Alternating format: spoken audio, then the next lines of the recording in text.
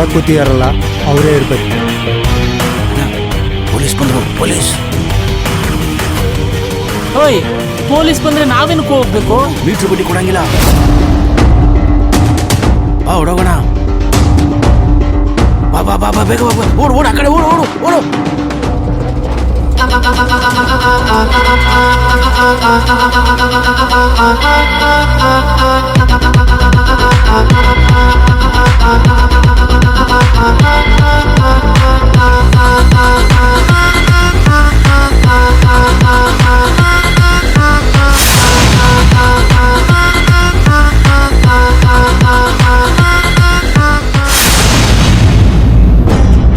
ಸ್ಟೇಷನ್ಗೆ ಬಡ್ಡಿಗೆ ಬಿಡ್ತೀಯಾ?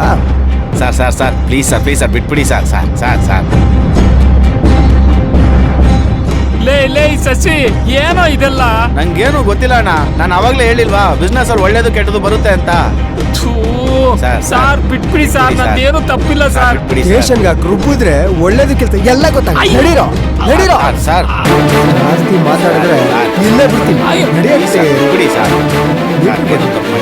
ಬಿಟ್ಟು ಬಡ್ಡಿ ಹತ್ತಿಸ್ರಿ ಗಾಡಿಗೆ. ಬೇಡ, ಎಲ್ಲವೂ ನಾನು ಅನ್ಕೊಂಡ ಹಾಗೆ ಆಗ್ತಾ ಇದೆ. ನಡಿ ಹೋಗೋಣ.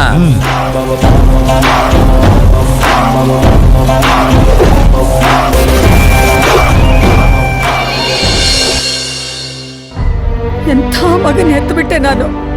ಅವ್ನು ನನ್ನ ಮಗನ. ಮನುಷ್ಯತ್ವ ಇಲ್ಲದೆ ಎಂಥ ಕೆಲಸ ಮಾಡಿದ್ದಾನೆ. 100-200 ರೂಪಾಯ, 1 ಲಕ್ಷ ರೂಪಾಯಿ. ಇದುವರೆಗೂ ನಾವ್ಯಾರು ಅಷ್ಟು ದುಡ್ಡೇ ನೋಡಿಲ್ಲ. ಬಿಡಮ್ಮ ಹೋಗ್ಲಿ. ಹೇಗೋ ಬಿಡೋದು? ಅವನ್ ಮಾಡಿರೋ ಸಣ್ಣ ಪುಟ್ಟ ತಪ್ಪ.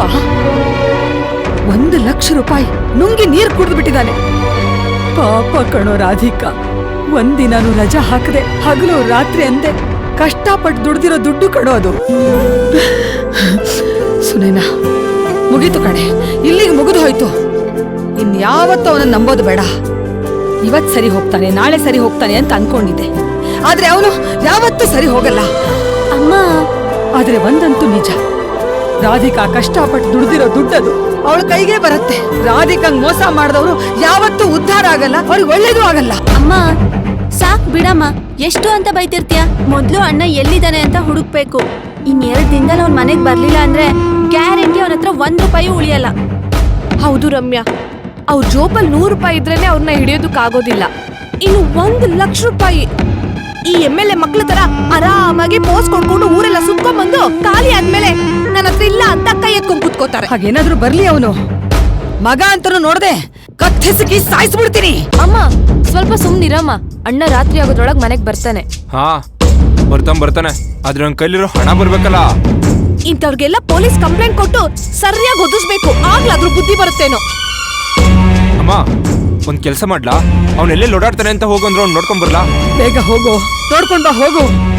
ಆದ್ರೆ ನೋಡು, ಅವನು 1 ರೂಪಾಯಿ ಕೂಡ ಖರ್ಚು ಮಾಡಿರಬಾರ್ದು. ಹಾಗೇನಾದ್ರೂ ಆದ್ರೆ ನಾನ್ ಮಾತ್ರ ಸುಮ್ನೆ ಇರಲ್ಲ. ಅದಕ್ ನಾನ್ ಗ್ಯಾರಂಟಿ ಕೊಡಲ್ಲ. ಬೇಕಾದ್ರೆ ಸುಮ್ನೆ ಒಂದ್ ರೌಂಡ್ ಹೋಗಿ ಇದನ್ನೋ ಇಲ್ವೋ ನೋಡ್ಕೊಂಡ್ ಬರ್ತೀನಿ ಅಷ್ಟೇ. ಏನೋ ಒಂದ್ ಮಾಡ್ ಹೋಗು ಹೋಗು. ಕಲ್ಕಿ, ಅದ್ಕೆ ಅವ್ರು ಇಸ್ಪಿಟ್ ಆಡೋ ಜಾಗ ನಿನಗ್ ಗೊತ್ತಾ? ಆ ಜಾಗ ಗೊತ್ತೋದ್ಕೆ. ಅವ್ರ ಕೈಯಲ್ಲಿ ದುಡ್ಡಿದ್ರೆ ಸಾಕು, ಕುಡ್ಕೊಂಡು ಇಸ್ಪಿಟ್ ಆಡ್ಕೊಂಡು ಅಲ್ಲೇ ಒದ್ದಾಡ್ತಿರ್ತಾರೆ. ಹೋಗ್ ನೋಡ್ಕೊಂಬಾರೋ. ಸರಿ ಅದ್ಕೆ. ಕಲ್ಕಿ ಬೇಗ ಹೋಗು. ಸರಿಮಾ. ದೊಡ್ಡಪ್ಪ ಬನ್ನಿ. ಬನ್ನಿ ಭಾವ, ಬನ್ನಿ. ಕಾಶಿ ಇಸ್ಪಿಟ್ ಆಡೋದಕ್ಕೆಲ್ಲ ಹೋಗಿಲ್ಲ. ಏನ್ ಹೇಳ್ತಿದ್ದೀರಿ ಭಾವ? ನೀವೆಲ್ಲ ಕಾಶಿ ಬಗ್ಗೆ ತಪ್ಪು ತಿಳ್ಕೊಂಡಿದ್ದೀರಿ. ಅವನು ಹೋಟ್ಲ್ ಅಡ್ವಾನ್ಸ್ ಇಸ್ಕೊಂಡು ಇಸ್ಪಿಟ್ ಆಡೋದಕ್ಕೋ ಕುಡಿಯೋದಕ್ಕೋ ಹೋಗಿಲ್ಲ. ಅದ್ರ ಬದಲು ಅಲ್ಲಿ KR ಮಾರ್ಕೆಟ್ನಲ್ಲಿ ತರಕಾರಿ ಹಣ್ಣು ಮಾರೋರ್ಗೆ ಮೀಟ್ರ್ ಬಡ್ಡಿಗೆ ದುಡ್ಡು ಕೊಟ್ಟಿದ್ದಾನೆ.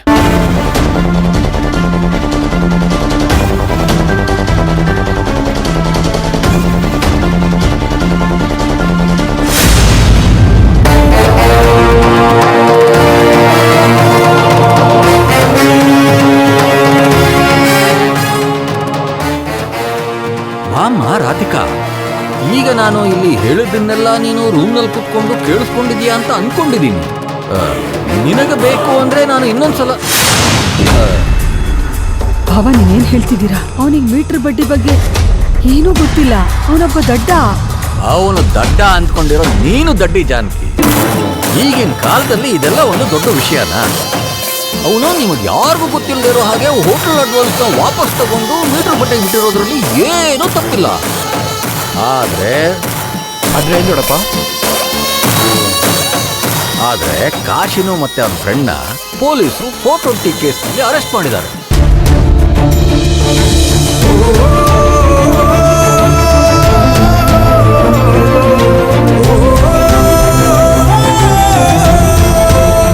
ಕಾಶಿ ಈಗ ಮಾರ್ಕೆಟ್ ಸ್ಟೇಷನ್ ನ ಲಾಕಪ್ ನಲ್ಲಿದ್ದಾನೆ. ಏನ್ ರಾಧಿಕಾ, ಪೆಟ್ಟು ಮೇಲೆ ಪೆಟ್ಟು ಬೀಳ್ತಾ ಇದೆಯಾ? ಬೀಳ್ಲಿ. ನೀನು ನನ್ನ ಕಾಲ್ ಹತ್ರ ಬಂದು ಬೀಳೋವರೆಗೂ, ಅಲ್ಲಲ್ಲ ಆಶೀರ್ವಾದ ತಗೊಳ್ಳೋವರೆಗೂ ಹೀಗೆ ಪೆಟ್ಟು ಮೇಲೆ ಪೆಟ್ಟು ಬೀಳ್ತಾನೇ ಇರುತ್ತೆ. ನಾನೇನ್ ಮಾಡ್ಲಿ ಭಾವ ಈಗ? ಅಯ್ಯೋ ದೇವ್ರೇ, ಏನೇನೋ ಆಗ್ತಾ ಇದೆಯಲ್ಲಪ್ಪ.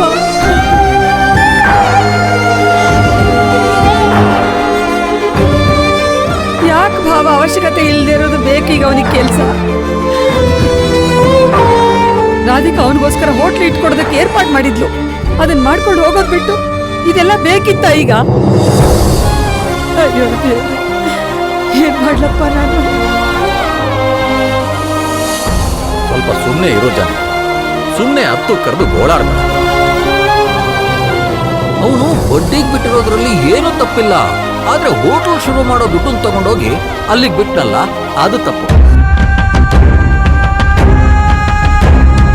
ಪಾಪ ಈ ಹೋಟ್ಲಲ್ಲಿ ದುಡಿಯೋದು ತುಂಬಾ ನಿಧಾನ. ಅದ್ರ ಬದಲು ಬಡ್ಡಿಗೆ ಬಿಟ್ಟು ಸ್ಪೀಡಾಗಿ ರಾತ್ರಿ ದುಡ್ಡು ಸಂಪಾದನೆ ಮಾಡಿ ಈ ಮನೆಯನ್ನ ಮುಂದಕ್ಕೆ ತರೋಣ ಅಂತ ಅನ್ಕೊಂಡಿದ್ದ. ಆದ್ರೆ ಅವನ್ ನಸೀಬ್ ಕೆಟ್ಟಿತ್ತು, ಪೊಲೀಸರು ಕೈಗೆ ಸಿಗಾಕೊಂಡ. ಮಾವ, ಏನಮ್ಮ? ದುಡ್ಡು ಸಿಗುತ್ತಾ? ಯಾವ ದುಡ್ಡು? ಅದೇ ಮಾವ, ಅವ್ರ ಬಡ್ಡಿಗೆ ದುಡ್ಡು ಕೊಟ್ಟಿದಾರಲ್ಲ. ಅದೆಲ್ಲಿ ಸಿಗುತ್ತಮ್ಮ? ಅವನು ಯಾರ್ಯಾರಿಗೆ ದುಡ್ಡು ಕೊಟ್ಟಿದ್ದಾನೆ ಅಂತ ಯಾರಿಗ್ ಗೊತ್ತು? ಅಷ್ಟು ದೊಡ್ಡ ಮಾರ್ಕೆಟ್ ನಲ್ಲಿ ನಾವು ಯಾರನ್ನ ಅಂತ ಕೇಳೋದು? ಹೋಯ್ತು, ಎಲ್ಲ ಹೋಯ್ತು.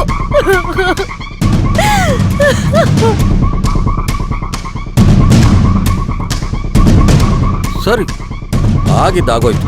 ಮುಗ್ದು ಹೋದ ವಿಷಯದ ಬಗ್ಗೆ ನಿಂತ್ಕೊಂಡು ಮಾತಾಡೋದ್ರಿಂದ ಏನೂ ಪ್ರಯೋಜನ ಇಲ್ಲ. KR ಮಾರ್ಕೆಟ್ SI ನನಗೆ ತುಂಬಾ ಬೇಕಾದವರು. ಅವ್ರಿಗೆ ನಾನು ಮಾತು ಹೇಳಿದ್ರೆ ಸಾಕು, ಅವರು ಕಾಶಿನ ಹೊರಗಡೆ ಬಿಟ್ಬಿಡ್ತಾರೆ. ಬೇಕಾಗಿಲ್ಲ.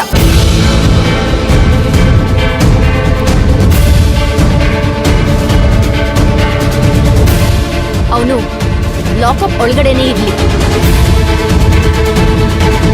ಯಾಕಮ್ಮ ರಾಧಿಕಾ, ಅವನು ಒಳಗಡೆನೇ ಇರ್ಲಿ ಅಂತ ಹೇಳ್ತಾ ಇದ್ಯಾ? ಅವನು ನಿಮ್ಮ ಅಣ್ಣ ಕಣಮ್ಮ. ಅವನು ಒಳಗಡೆನೇ ಇದ್ರೆ ಕೇಸು ದೊಡ್ಡದಾಗಿ ಅವನು ಲಾಕಪ್ಪಲ್ಲೇ ಕೊಳಿಬೇಕಾಗತ್ತೆ. ಅವನು ಈ ಕರಿಯಪ್ಪನ ತಮ್ಮನ ಮಗ ಅಂತ ಗೊತ್ತಾದ್ರೆ ಅವನಿಗೇನೂ ಆಗೋದಿಲ್ಲ. ಅವನು ಒಂದೇ ಒಂದು ರಾತ್ರಿ ಕೂಡ ಸ್ಟೇಷನ್ ನಲ್ಲಿ ಇರಬಾರ್ದು ಅಂತ ನಾನು ಅನ್ಕೊಂಡಿದ್ದೀನಿ ಮಗಳೇ. ನಾನು SI ಜೊತೆ ಮಾತಾಡ್ತೀನಿ ರಾಧಿಕಾ, ನೀನೇನು ಯೋಚನೆ ಮಾಡಬೇಡ. ನಾನು ಹೇಳ್ತಾ ಇರೋದು ನಿಮ್ಗೆ ಅರ್ಥ ಆಗ್ತಾ ಇಲ್ವಾ? ಅವನನ್ನ ಹೊರಗಡೆ ಕರ್ಕೊಂಬರೋದು ಬೇಕಾಗಿಲ್ಲ. ಅವನು ಒಳಗಡೆನೇ ಇರ್ಲಿ. ಅವನು ತಪ್ಪು ಮಾಡಿದಾನೆ. ತಪ್ಪು ಮಾಡಿರೋರು ಶಿಕ್ಷೆ ಅನುಭವಿಸ್ಲೇಬೇಕು.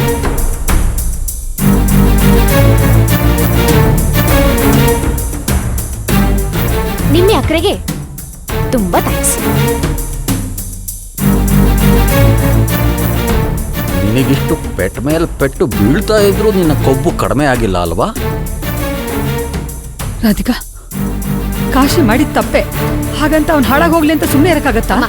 ನೀನ್ ಸ್ವಲ್ಪ ಸುಮ್ಮನೆ ಇರು. ಯಾಕೆ ರಾಧಿಕಾ ಹೇಳ್ತಾ ಇಲ್ವಾ? ನೀನ್ ಸ್ವಲ್ಪ ಸುಮ್ಮನೆ ಇರು. ಯಾವ ಕೆಟ್ಕಂಡ್ ಬಿತ್ತೋ ಗೊತ್ತಿಲ್ಲ. ಇವತ್ತು ಓಪನ್ ಆಗ್ಬೇಕಾಗಿದ್ದ ಹೋಟೆಲ್ ಪೂಜೆ ನಿಂತೋಯ್ತು.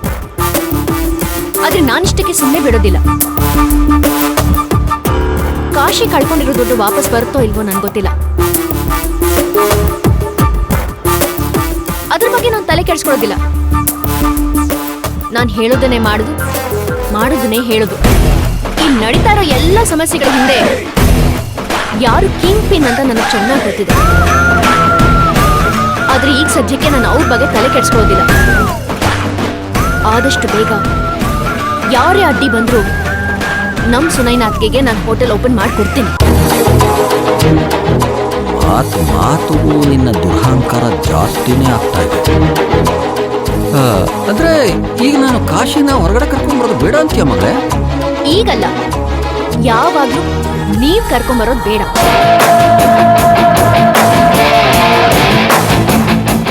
ರಾಧಿಕಾ,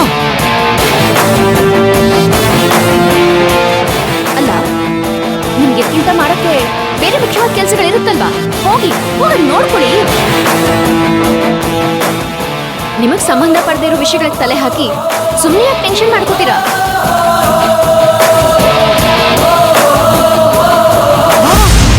ಬಾವ ನಿಂತ್ಕೊಳ್ಳಿ. ಬಾವ, ರಾಧಿಕಾ ಯಾಕೆ ಹಾಗೆಲ್ಲ ಮಾತಾಡ್ತೀಯ? ಭಾವ ನಮ್ ಸಹಾಯ ಮಾಡಕ್ ಬಂದಿದ್ರು. ಏನಮ್ಮ ನೀನು? ಇಷ್ಟು ವಯಸ್ಸಾದ್ರು ಯಾರು ಸಹಾಯ ಮಾಡಕ್ ಬಂದಿದ್ರು, ಯಾರು ಆಡ್ಕೊಂಡು ನಗಕ್ ಬಂದಿದ್ರು ಅಂತ ಗೊತ್ತೇ ಆಗಲ್ವಲ್ಲಮ್ಮ ನಿಂಗೆ? ಅಲ್ವೇ? ಅತ್ತೆ, ನನ್ಗೆ ಯಾಕೋ ತುಂಬಾ ಭಯ ಆಗ್ತಾ ಇದೆ. ಅಮ್ಮ, ಅಪ್ಪನ ಪೊಲೀಸ್ನವ್ರು ಹೇಳ್ಕೊಂಡು ಹೋಗಿದ್ದಾರಲ್ವಾ? ಹಾಗಾದ್ರೆ ಅಪ್ಪ ಇವಾಗ ಮನೆಗ್ ಬರೋದೇ ಇಲ್ವಾ? ಇಲ್ಲ ಪುಟ್ಟ, ನಿಮ್ಮಪ್ಪ ರಾತ್ರಿ ಒಳಗ್ ಬಂದ್ಬಿಡ್ತಾರೆ. ಹೇಗಾದ್ರೂ ಮಾಡಿ ನಿಮ್ಮಪ್ಪನ್ನ ಕರ್ಕೊಂಡ್ ಬರ್ತೀವಿ. ಬಾಯಿಲತಿ ಅತ್ತೆ ಜೊತೆ ಇವಳು ನೋಡ್ಕೊ. ಬಾ ಸುನೇನ, ಎಲ್ಲಿಗೆ? ಬಾ, ನಾ ಹೇಳ್ತೀನಿ ಬಾ.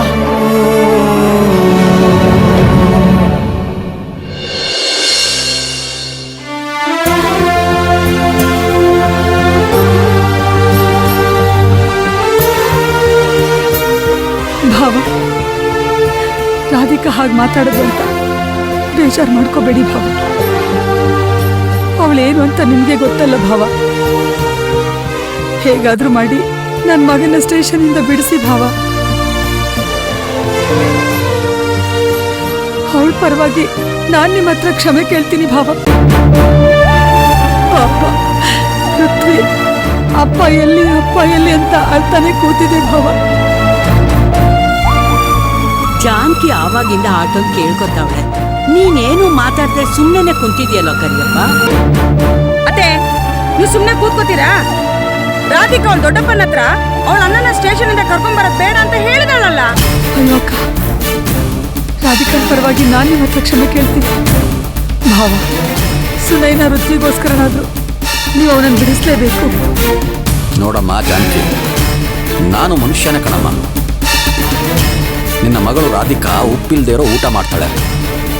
ಆದ್ರೆ ನಾನು ಉಪ್ಪಿರೋ ಊಟನೇ ತಾನೇ ಮಾಡೋದು. ನನಗೂ ನಾಚಿಗೆ, ಹೇಸ್ಗೆ, ಮಾನ ಮರ್ಯಾದೆ ಇವೆಲ್ಲ ಇದೆ ಕಣಮ್ಮ.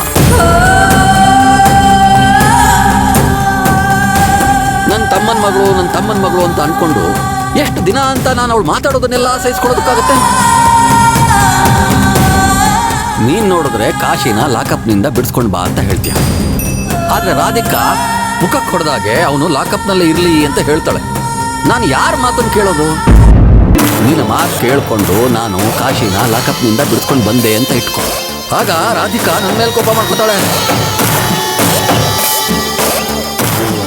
ನೀವು ಸಹಾಯ ಮಾಡೋದಕ್ಕೆ ಹೋಗಿ ಅವಮಾನ ಮಾಡಿಸ್ಕೊಳ್ಳೋದಕ್ಕೆ ನಾನು ರೆಡಿ ಇಲ್ಲ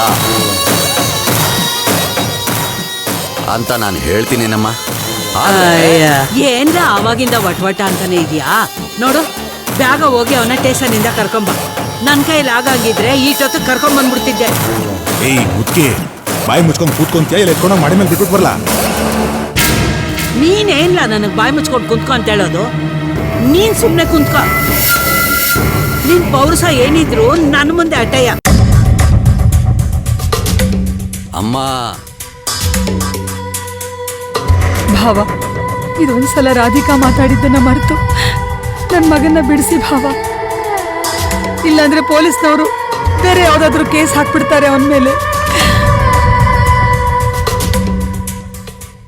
ನಿಮ್ಮನ್ ಬಿಟ್ರೆ ನಮಗಿನ್ಯಾರಿದ್ದಾರೆ ಭಾವ? ಇನ್ಮೇಲೆ ರಾಧಿಕಾ ಹಾಗೆ ಮಾತಾಡದೇ ಇರೋ ಹಾಗೆ ನಾನ್ ನೋಡ್ಕೋತೀನಿ ಭಾವ. ಅಂದ್ರೆ ಇಷ್ಟು ದಿನ ಅವಳು ಹಾಗೆ ಮಾತಾಡ್ತಾ ಇದ್ರು, ನೀನ್ ಅವಳಿಗೆ ಬುದ್ಧಿನೇ ಹೇಳಿಲ್ವಾ? ಇನ್ಮೇಲೆ ಅವಳಿಗೆ ಅರ್ಥ ಮಾಡಿಸ್ತೀಯಾ? ಅಯ್ಯಯ್ಯೋ ಅದ್ ಹಾಗಲ್ಲ ಅಕ್ಕ.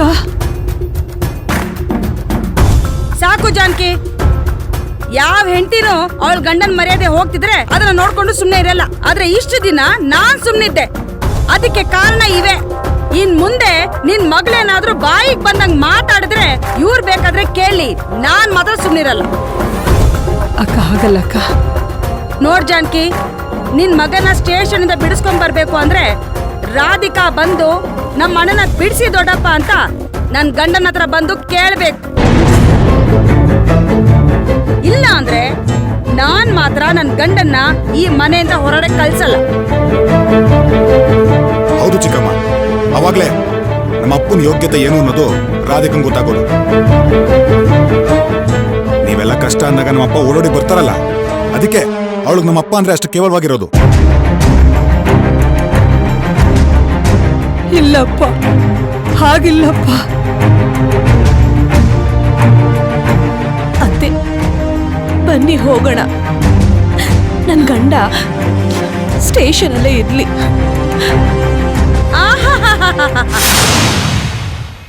ನೀವು ಕರೆದ ತಕ್ಷಣ ನನ್ ಗಂಡ ಬಂದಿಲ್ಲ ಅಂತ ಕೋಪ ಬಂದ್ಬಿಡ್ತಾ? ಮನೆಗೆ ಹೊರಟ್ಬಿಟ್ರಾ? ಹಾಗಲ್ಲ ಅತ್ತೆ, ರಾಧಿಕಾ ಹೇಳ್ದಾಗೆ ನನ್ ಗಂಡ ಶಿಕ್ಷೆ ಅನ್ಭವಿಸ್ಬೇಕು. ಅನ್ಭವಿಸ್ಲಿ ಬಿಡಿ. ಪೊಲೀಸ್ನವರು ಆ ಕಾಶಿಗ್ 4 ಕೊಟ್ರೆ ಅವನೇ ಸರಿದಾರಿಗೆ ಬರ್ತಾನೆ. ನೀನು ಅವನ ಬಗ್ಗೆ ಜಾಸ್ತಿ ತಲೆ ಕೆಡಿಸ್ಕೋಬೇಡಮ್ಮ, ಸುಮ್ನೆ ಮನೆಗೆ ಹೋಗು. ಏ ಕರಿಯ, ನಿನ್ ನೆಂಡ್ರ ಮಾತು ಕೇಳ್ಕೊಂಡು ಸುಮ್ನೆ ಕುಂತ್ಕೊಂಡಿದ್ಯಲ್ಲೋ, ಹೋಗ ಹುಡ್ಗನ್ ಬಿಡಿಸ್ಕೊಂಬರೋ. ಏನ್ ಮುದ್ಕಿ, ಅಲ್ಲಿ ಎಲೆ ಅಡಿಕೆ ಇದೆ, ತಿನ್ಕೊಂಡು ಸುಮ್ನೆ ಕೂತ್ಕೋ. ಏಯ್, ನೀನ್ ಬಾಯ್ ಮುಸ್ಕೊಂಡ್ ಕುತ್ಕೊಳೆ, ಇಲ್ಲ ಅಂದ್ರೆ ಕುಟಾಣಿಯಲ್ಲಿ ಹಾಕಿ ಕುಟ್ಟು ಬಿಡ್ತೀನಿ ಅತ್ತೆ ನಿನ್ನ. ನೋಡಮ್ಮ ಜಾನಕಿ, ನೀನು ನಂಬ್ತೀಯೋ ಬಿಡ್ತೀಯೋ, ನನಗೆ ತುಂಬಾ ನೋವಾಗ್ತಾ ಇದೆ. ನನ್ನ ಮನಸ್ಸು ಬಾರಿ ಬಾರಿ ಕಾಶಿನ ಬಿಡಿಸ್ಕೊಂಡ್ ಬಾ ಅಂತ ಹೇಳ್ತಾ ಇದೆ. ನಮ್ಮ ರಾಧಿಕಾ ಏನೋ ಬಾಯಿಗೆ ಬಂದಿದ್ದು ಮಾತಾಡೋದ್ಲು ಅಂತ ನಾನು ಬೇಜಾರು ಮಾಡ್ಕೊಳ್ಳಲ್ಲ. ನನಗೆ ನನ್ನ ತಮ್ಮ ಅಂದರೆ ಪ್ರಾಣ, ಅವನಿಗೆ ಮನೆ ಅಂದರೆ ಪ್ರಾಣ. ಹಾಗಾಗಿ ನನಗೆ ಆ ಮನೆ ಬೇರೆ ಅಲ್ಲ, ಈ ಮನೆ ಬೇರೆ ಅಲ್ಲ. ಪ್ರಾಣ,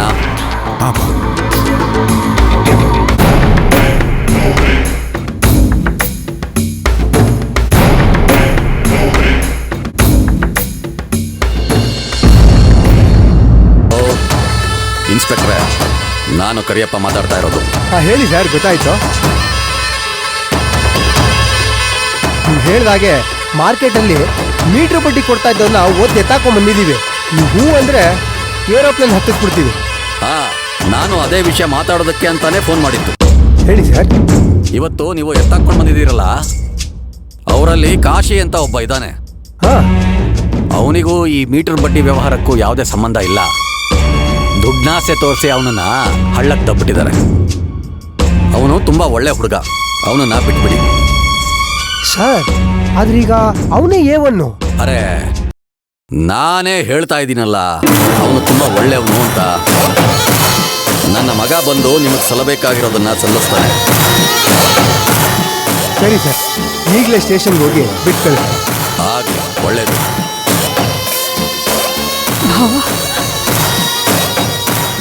ಜಾನಕಿ, ನಾನಿದ್ದೀನಲ್ಲಮ್ಮ, ಇರೋ. ಪ್ರಾಣ, ಬೀರೂನಲ್ಲಿರೋ ದುಡ್ಡು ತಗೊಂಡು ಹೋಗಿ ಆ ಇನ್ಸ್ಪೆಕ್ಟರ್ ಕೊಟ್ಬಿಟ್ಟು ಕಾಶಿನ ಮನೆ ಕರ್ಕೊಂಡು ಹೋಗ್ಬಿಡು. ಸರಿ. ನಿಮಗೆ ಯಾವಾಗ ಅರ್ಥ ಆಗತ್ತೆ? ನನಗಂತೂ ಗೊತ್ತಾಗ್ತಿಲ್ಲ. ನೀನು ಸ್ವಲ್ಪ ಬಾಯಿ ಮುಚ್ಕೊಂಡಿರ್ತೀಯ. ಜಾನಕಿ, ಸುನೈನ, ನೀವಿಬ್ರು ಮನೆಗೆ ಹೋಗಿ, ಕಾಶಿ ಬರ್ತಾನೆ. ತುಂಬಾ ಉಪಕಾರ ಆಯ್ತು ಭಾವ. ಇದರಲ್ಲಿ ಉಪಕಾರ ಏನು ಬಂತು ಜಾನಕಿ? ಇದು ನನ್ನ ಕರ್ತವ್ಯ. ನನ್ನ ತಮ್ಮ ಇದ್ದಿದ್ರೆ ನಾನು ಸುಮ್ಮನೆ ಇರ್ತಿದ್ನ. ಸರಿ ಸರಿ, ನೀವಿಬ್ರು ಹೊರಡಿ. ಸುನೈನ, ಋತ್ವಿಗೆ ನಿಮ್ಮ ಅಪ್ಪ ಬರ್ತಾ ಇದ್ದಾರೆ ಅಂತ ಹೇಳಿ ಸಮಾಧಾನ ಮಾಡು. ಸರಿ ಮಾವ. ಬರ್ತೀವಿ ಭಾವ. ಬರ್ತೀನಕ್ಕ. ಅಮ್ಮ ಬರ್ತೀನಿ. ಹೋಗ್ ಬಾವ.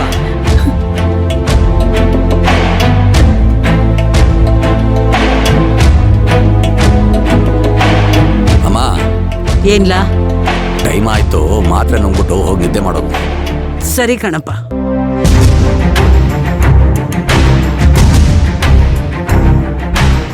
ಬಾ, ನಿನ್ ಲೆಕ್ಕಾಚಾರನೇ ಅರ್ಥ ಆಗ್ತಿಲ್ವಲ್ಲಪ್ಪ. ಅಲ್ಲ, ಪೊಲೀಸಿಗೆ ಕಾಲ್ ಮಾಡಿ ನೀನೇ ಕಾಶಿನ ಒಳಗಾಕಿಸ್ದೆ. ಇವಾಗ ನೀನೇ ಫೋನ್ ಮಾಡಿ ಬಿಡಿಸ್ತಾ ಇದೀಯ. ಲೋ ಮಗ, ನಿನಗೇ ಎಲ್ಲ ಅರ್ಥ ಆಗೋದಾದ್ರೆ ನನ್ನ ಅನುಭವಕ್ಕೇನೋ ಬೆಲೆ ಇರುತ್ತೆ. ಈ ಕರಿಯಪ್ಪ ಕಾರಣ ಇಲ್ಲದೆ ಯಾವ ಕೆಲಸನೂ ಮಾಡೋದಿಲ್ಲ. ನಾನು ಮಾಡೋ ಕೆಲಸಗಳನ್ನ ಗಮನಿಸ್ತಾ ಹೋಗು. ಹೋಗ್ತಾ ಹೋಗ್ತಾ ಎಲ್ಲ ಅರ್ಥ ಆಗತ್ತೆ. ಈಗ ಸದ್ಯಕ್ಕೆ ನಡೆ. ಸರಿಯಪ್ಪ.